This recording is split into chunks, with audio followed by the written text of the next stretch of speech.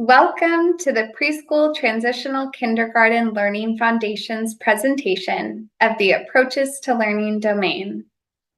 My name is Olivia Damaris, and I am a Child Development Consultant in the Early Education Division at the California Department of Education.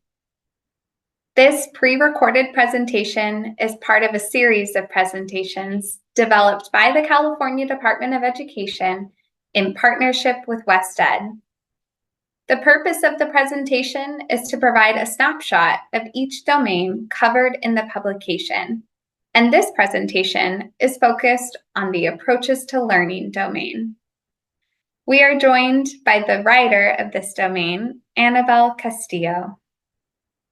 For an overview of the introduction of the PTKLF publication, including its structure, organization, and major revisions, please visit our prior pre-recorded presentation titled PTKLF Introduction. The agenda for today is as follows. First, we will provide acknowledgments for the contributions of this specific domain. Then we will discuss the organization of this domain. And next, provide examples of foundations in each strand, including Strand 1, Motivation to Learn, Strand 2, Executive Functioning, and Strand 3, Goal-Directed Learning. Then we will provide an overview of the diversity of children's approaches to learning development, followed by a brief section on how educators can support the development of approaches to learning. We will end with a closing and look at future pre-recorded presentations. To begin, we first want to take a moment to list some acknowledgments for individuals who contributed significant time to the development of this domain. In addition to the California Department of Education and WestEd team, we have our WestEd lead writer, Annabelle Castillo. We also consulted with subject matter experts Philip Zalazo from the University of Minnesota, Yelena Obradovich from Stanford University, Michael Willoughby from Research Triangle Institute International, and Dana Miller-Cotto from Kent State University. We also had specific reviewers who brought the lens of inclusion, cultural diversity, or multilingual learners.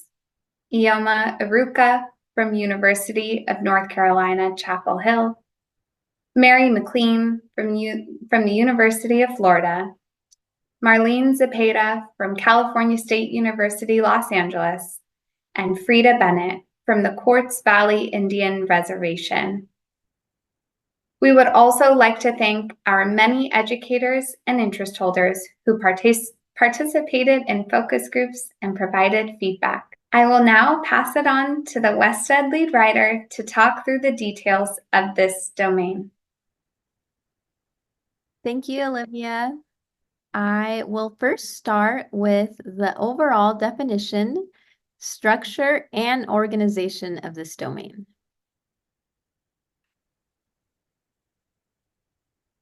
The Approaches to Learning domain is a new domain in California's early learning standards. This domain was added because of the importance of these types of approaches to learning skills, such as executive functioning skills, and their predictiveness for later school readiness. Including this domain also aligns with other existing early learning standards, like the Head Start Early Learning Outcomes Framework. So, what are approaches to learning skills? This domain describes children's growing abilities to take initiative in learning, show persistence, regulate their behavior, focus their attention, adjust to changing demands in the environment, and collaborate with others during play and everyday activities. These skills are particularly important for school readiness and support children's adjustment to formal schooling, both socially and academically. The PTKLF in this domain describe approaches to learning skills of children ages 3 to 5.5 in high-quality early education programs.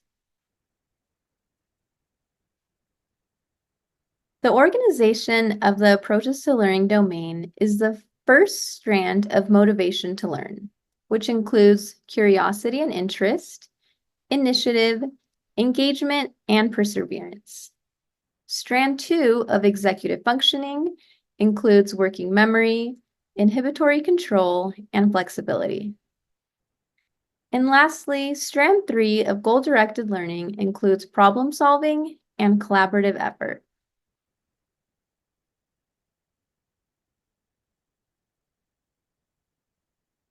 This is a sample of how the foundations are structured with the substrand numbered. In this case, it is 2.1, which indicates it is within the second strand of executive functioning, and the first substrand within this strand labeled working memory. The foundation statements are then underneath this label and describe the skills children can demonstrate in the early foundation, the column on the left, and the later foundation, the column on the right. Below these foundation statements are a series of examples, only one of which is listed here to demonstrate. The first 1 to 2 examples for each foundations are aligned to demonstrate the developmental progression more clearly.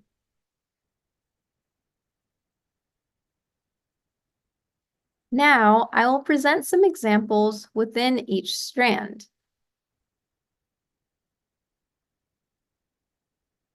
The first strand that we're going to get started with is the first strand, motivation to learn.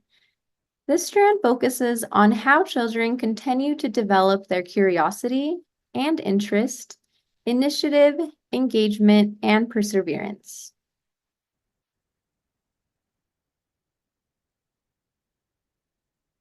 This example comes from the curiosity and interest substrand. The early foundation is focused on expressing interest in some familiar and new objects, people, and activities in the immediate environment. Children will seek information by exploring their senses, describing their observations, and asking simple questions. For example, in the earlier foundation, a child may explore a flower by looking at it closely while touching the petals, the leaves, and the stem. Then in the later foundation, children express interest in a broader range of familiar and new objects, people, and activities by exploring more extensively with their senses, describing their observations in greater details, and asking more detailed questions. In the later foundation, an example is a child exploring flowers, but in this instance, they're looking at them closely, touching the leaves, and comparing them. They're noticing the similarities and the differences between them. The child might express to their peer, "These flowers are furry and white, but these are yellow and smooth." So you can tell how the child went from noticing some aspects of a flower to engaging interest in comparing two flowers and describing in more detail their observations.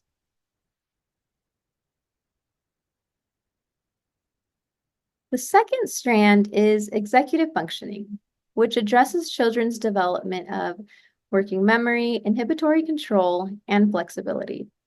Working memory is the ability of a child.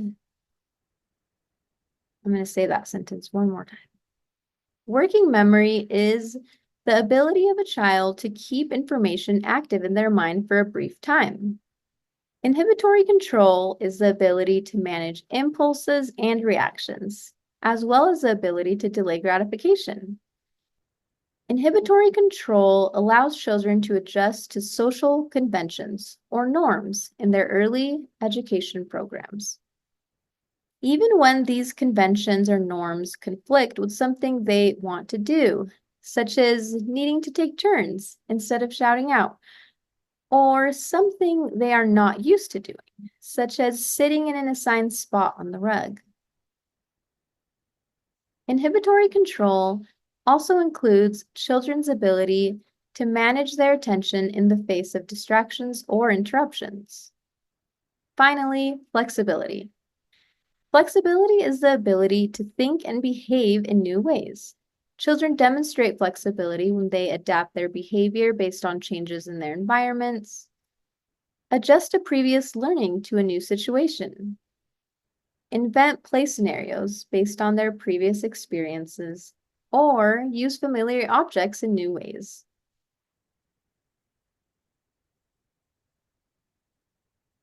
This example comes from the inhibitory control substrand, focused on managing impulsive behaviors. In the early foundation, children demonstrate emerging ability to manage habitual reactions, impulsive behaviors, and delaying gratification with adult support. For example, a child who is excited about playing outdoors may begin to run to get in line before outdoor play, but walks after being reminded by an adult.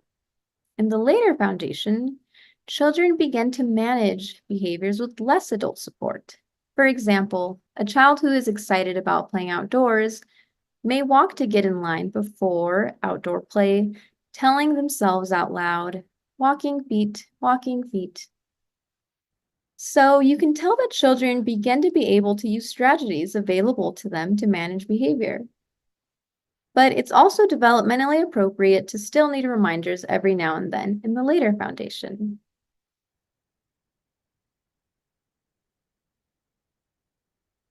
The goal-directed learning strand focuses on how children solve problems, including their abilities to carry plans and set goals, reflect, and collaborate with others in problem solving.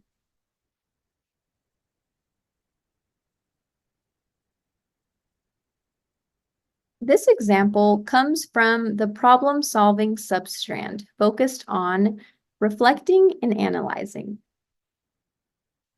In the early foundation, children make attempts to adjust a problem-solving approach or strategy by reflecting on and analyzing their current approach with adult support. For example, in the earlier foundation, a child builds a marble run and notices the marble is not moving that far. So, with the teacher's help, they shift the incline to see if it changes, how far that marble is going to go. Then, in the later foundation, a child may make attempts to adjust their problem-solving approach, but with less adult support. For example, when a marble gets stuck as a child is building a marble run, the child may rebuild or adjust the incline on their own to see if they can get the marble through. So as you can tell, the progression goes from problem solving with adult support to taking more initiative with trying out solutions with less adult support.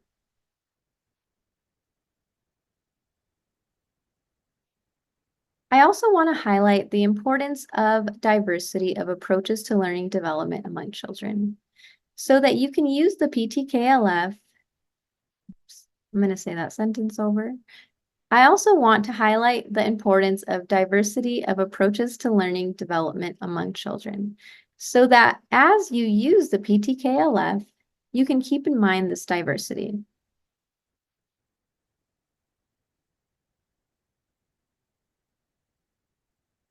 The first is on individual and cultural differences in approaches to learning skills.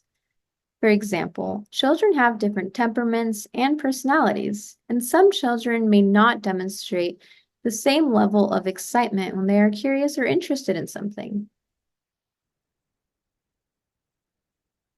Next, we have effects of stress and trauma. There is also the effect of toxic stress and trauma on how children learn that may make impact. I'm going to say the sentence again. Effect of stress and trauma.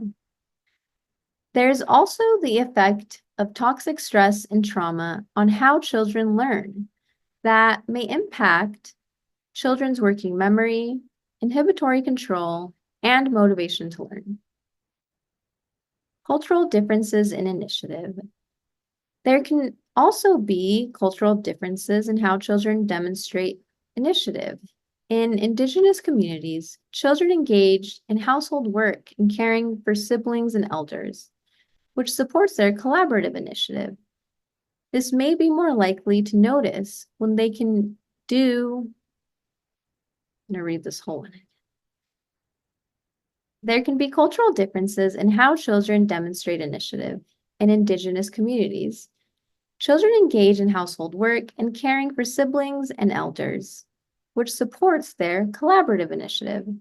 They may be more likely to notice what they can do to help others and take the initiative to help the larger group. In addition, children from some cultural backgrounds may demonstrate initiative by observing others in an activity for a while before deciding to join in, while children from other cultures may be encouraged to try something new on their own. There are also cultural differences in how children demonstrate excitement and attention in learning. For example, some children may demonstrate high energy and verve when they are excited and engaged in learning. For these children, it is important to not assume they have a lack of inhibition and thus work to contain their energy, because movement may be their way of demonstrating engagement. Instead, encouraging this movement, like engaging in big body play, such as rolling, tumbling, and running around, can support children's ability to manage their attention and impulses.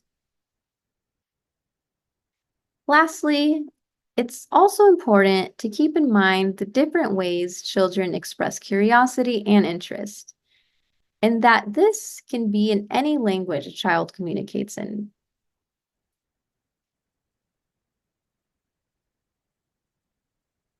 There are also important considerations for children with disabilities in this domain. For example, children with specific learning disabilities or intellectual disabilities may have different developmental trajectories of approaches to learning skills, like with working memory, attention, and problem solving. For instance, children with attention deficit hyperactivity disorder, or ADHD, may have difficulty managing their impulsive behaviors and attention, especially in the face of distractions. They may benefit from extra time in classroom transitions and reminders. At the same time, they may show intense curiosity and initiative, as children who are more impulsive may also have a strong drive to seek new information and explore the world around them. Children with autism may also have difficulty managing their impulsive behaviors and attention, but may show high levels of curiosity and perseverance. While supporting children in learning to manage their impulses, teachers can help children continue to build on their strengths.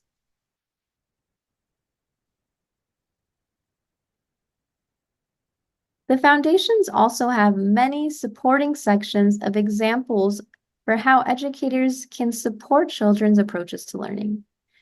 I will highlight a few main categories of teacher strategies and instructional supports.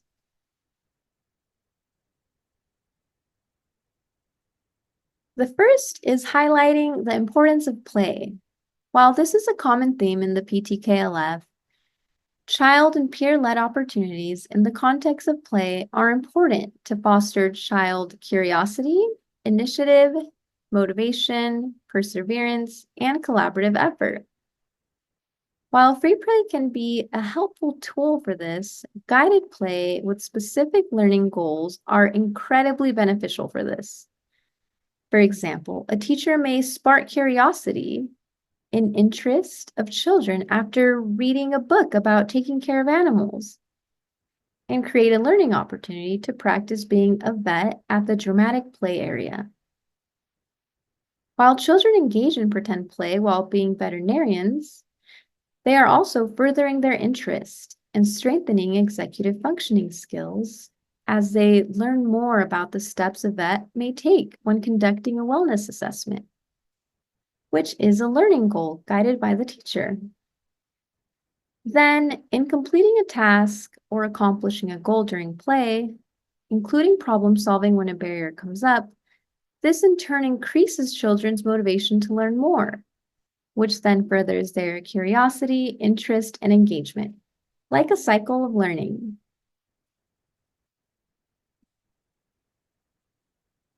Another strategy is to intentionally set up learning environments to promote engagement. This can be done by rotating child choice centers with new materials and new learning goals for children to explore and problem solve with. Use of open-ended and natural materials can be particularly helpful for this as children explore new ways to use materials within a specific learning goal, which can promote engagement and motivation. It's also important to look at your curriculum and the kinds of themes or topics that are covered.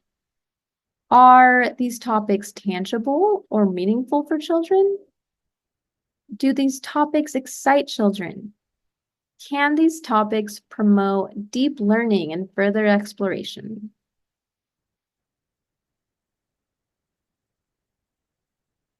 For executive functioning skills in particular, there are many evidence-based activities you can do to more explicitly exercise these skills. For example, there are games like red light, green light, or freeze dancing that help children with inhibitory control because children are learning to regulate their bodies in these games. Then there are more working memory games like head, toes, knees, shoulders, where children follow directions like touch your head, touch your toes. And then the rules are switched, so children have to exercise their executive functioning skills, but mostly working memory to keep track of those directions, like touch your toes when I say touch your head.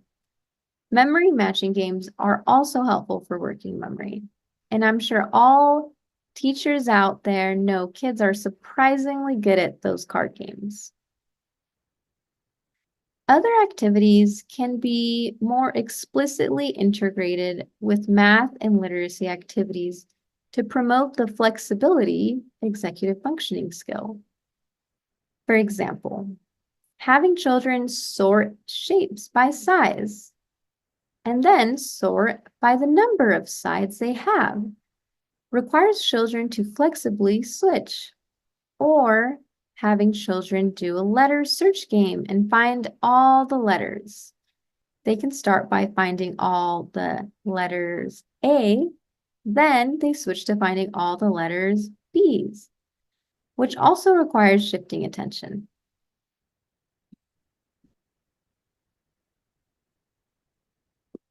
Executive functioning skills can also be strengthened by encouraging the use of planning. For example, having children plan what they want to do at a specific center or draw out the zoo they want to build with blocks. Use of routines and helping children implement 1, 2, and even 3-step directions is also helpful. This can look like children getting up from the carpet, washing their hands, and then grabbing their name tag for center time. Educators can also use physical and verbal reminders and strategies to promote regulation and scaffold children to becoming more independent and able to implement strategies on their own. Lastly, I wanted to touch on the importance of collaborating with families. This is important to help identify meaningful topics and materials, like I mentioned earlier, that promote engagement. Families know children the best, and we can learn a lot from them on how to support children's interest and motivation to learn. I'm going to re-say that sentence one more time. Families know children best, and we can learn a lot from them on how to support children's interest and motivation to learn. Educators can also work with families to reinforce routines, regulation strategies, and planning in the home. For example, if a child is having trouble remembering to clean up their trash after snack time, the family and educator can work together to brainstorm how to help the child practice this skill at home. It's also important to learn from families about cultural influences on children's willingness to take initiative and collaborate with peers. I mentioned the diversity of children's development earlier and the role temperament and cultural can play. Collaborating with families is a great opportunity to learn how to meet the individual needs of children as they practice their approaches to learning skills. And now I will pass it back to Olivia. Thank you, Annabelle. For a more detailed view of the approaches to learning development, please read the full document posted on the CDE's website.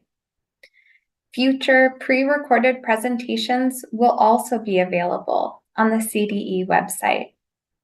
To visit the website, please visit https://www.cdE.cations.asp. Thank you for listening to today's pre-recorded presentation.